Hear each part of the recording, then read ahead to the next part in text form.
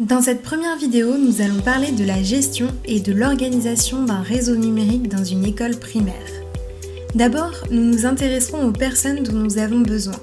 Ensuite, à la protection du matériel et des personnes. Et enfin, à l'usage du numérique à l'école. Alors, de qui avons-nous besoin pour gérer le réseau informatique ? D'abord, il y a celui qui pilote, le directeur.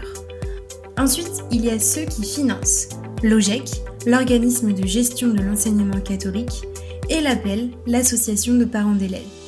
Le budget annuel est d'environ 3 000 €. Même si le numérique paraît être indispensable à l'école, les communes ne financent pas ces équipements.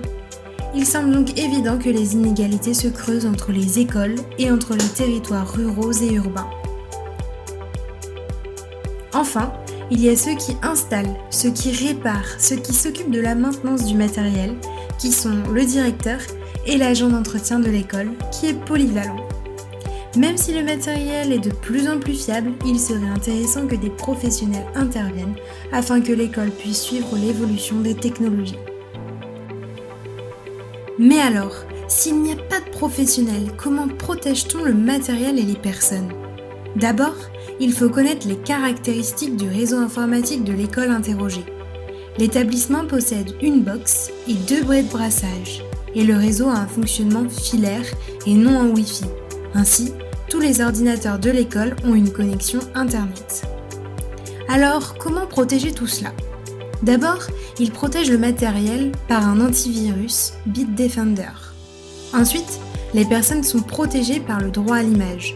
En début d'année, les familles signent ou non une autorisation de diffusion d'images valable pour l'année. Toutefois, l'école reste très vigilante et ne diffuse pas de photos sur les réseaux sociaux. En effet, cette école possède un groupe privé sur Facebook, ce qui permet que les photos diffusées ne soient visualisées que par les personnes faisant partie de ce groupe.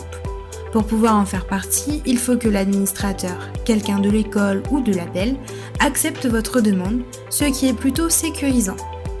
Enfin, il existe la charte numérique du primaire. Pour l'école auquel je fais référence, celle-ci est disponible sur le site de l'école, mais elle n'est pas signée par les parents. Toutefois, il me semble évident que les élèves doivent aussi la signer.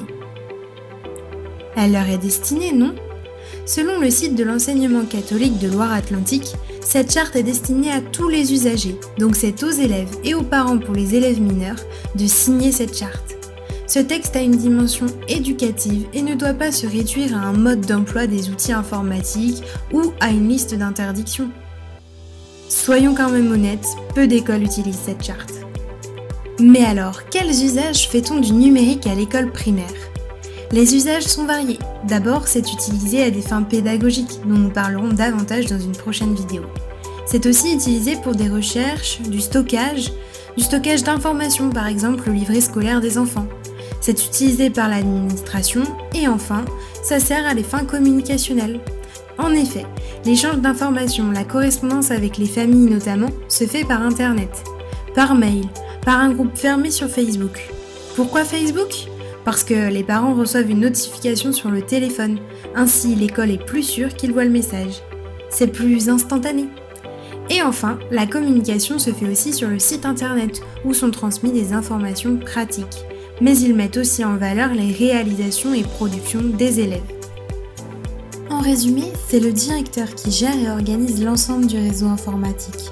C'est lui, avec l'aide de l'agent d'entretien s'il y en a un dans l'école, qui s'occupe de réparer, installer le matériel, protéger les personnes par divers moyens. N'oublions pas que les moyens financiers des écoles sont différents, ce qui crée des inégalités. Et enfin, que le numérique peut avoir de nombreux usages, notamment communicationnels et pédagogiques.